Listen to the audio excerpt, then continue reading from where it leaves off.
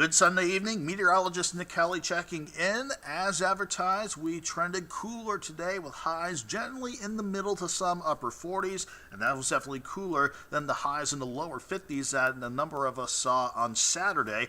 After a quiet day with plenty of sunshine, though, clouds are beginning to work in from the north and west, but nothing more than that as we head through this evening. The only active storm system still on the board is a system now across the east coast of the United States. That's the same system that brought some severe weather across parts of the deep south the other evening. Still trying to do the same across parts of Virginia and North Carolina, but that system's about ready to head into the Atlantic. For us, we are staying quiet for the next day or so with high pressure in control, although that shifting high toward the east will allow a southerly breeze to return tomorrow. But I also want to point out something in the upper level setup. Not only do we find ourselves briefly back on the cooler side of the jet stream upstairs, look at what's trying to develop near Vancouver. Those are signs that our next storm system to watch by the end of the week is already starting to brew up into extreme southwestern Canada. In the meantime, we'll keep it quiet for the next few days with not much to show on Futurecast other than the clouds coming in this evening, taking their time working through the Ozarks throughout the night. I do expect, though, to stay dry with the clouds in place and going back to mostly clear skies by sunrise Monday morning. Then the rest of Monday, straightforward. Pretty much sunny skies and certainly dry for sure to begin the new work week and school week. We'll hold on to mostly clear skies for Tuesday morning.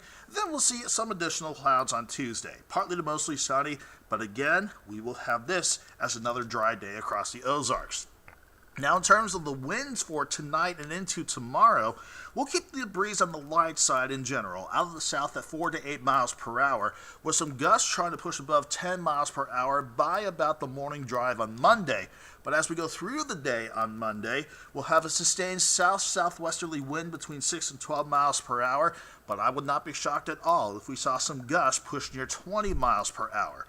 When you combine those future wind gusts with the expected humidity values through Monday afternoon to range between 30 and 38% across parts of the Ozarks, that is going to introduce an elevated fire risk for parts of the area due to that low humidity and some of those wind gusts that could occasionally push near 20 miles per hour. So if you can, let's see if we can just hold off on any outdoor burning for tomorrow until hopefully the winds can improve by Tuesday, and hopefully by then we can get some improved humidity values to return to the area. As far as tonight goes, we'll keep it quiet, partly to mostly cloudy early this evening, then clearing out overnight. And that clearing sky will drop us back to 28 in Springfield and 29 in Harrison. Then tomorrow, plenty of sunshine, and that returning south wind will do the trick to send temperatures back upward. 51 in Springfield and 54 in Harrison. Everybody will start in the upper 20s to about 30 degrees for your Monday morning drive back to work and school. And then the numbers will improve nicely through the course of the day.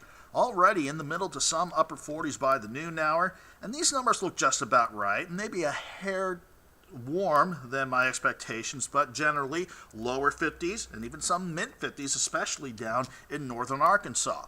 By 9 o'clock, we will see temperatures finally start dropping back into the upper 30s across the area, making it a cool Monday evening for sure.